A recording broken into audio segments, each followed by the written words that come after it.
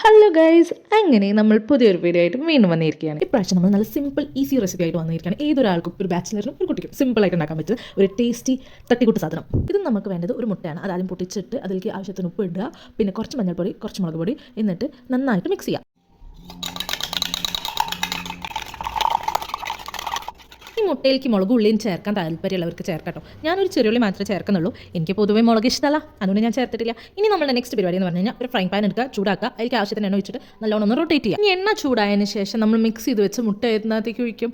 Omelette ഉണ്ടാക്കുന്ന പോലെ തന്നെ. ഇനി നമുക്ക് വേണ്ടത് എന്താണ്, നമ്മൾ ഓൾറെഡി ചുട്ടൊരു ചപ്പാത്തി എടുക്കുക, അതിനെ ഈ മുട്ടേൻ്റെ മേളിൽ നേരെ പ്ലേസ് ചെയ്ത് ജസ്റ്റ് ഒന്ന് പ്രസ് ചെയ്യുക, നല്ലോണം ഒന്ന് പ്രസ് ചെയ്ത് കൊടുക്കുക. അത് അതിൻ്റെ കൂടെ ഒട്ടുന്നത് വരെ കൈകൊണ്ട് പ്രസ് ചെയ്യാൻ പറ്റുമെങ്കിൽ കൈകൊണ്ട് പ്രസ് ചെയ്യുക, അല്ലാത്തൊരു ചട്ടം നമ്മളായിട്ട് വെറുതെ എന്തിനാ സാഹസത്തിനൊക്കെ മുതിരുന്നത്.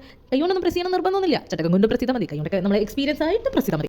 അങ്ങനെ നമ്മൾ സംഭവം സെറ്റ് ആയി കഴിഞ്ഞിട്ടുണ്ട്. ജസ്റ്റ് അതിനെ റോൾ ചെയ്യുക. ഇനി കാച്ച് മുറിച്ചങ്ങ് തിന്നാം. ഇനി സോസ് കൂട്ടി തിന്നാൻ താല്പര്യമുള്ളവർക്ക് സോസ് കൂട്ടി തിന്നാം കേട്ടോ. വിത്തൗട്ട് സോസും സൂപ്പർ റൈസ്. അപ്പോൾ എല്ലാവരും മസ്റ്റ് ട്രൈ ചെയ്യുക. എല്ലാവരും ട്രൈ ചെയ്തിട്ട് കമന്റ് ബോക്സിൽ റിവ്യൂ അറിയിക്കുക. ചാനൽ സബ്സ്ക്രൈബ് ചെയ്യാൻ മറക്കരുത്.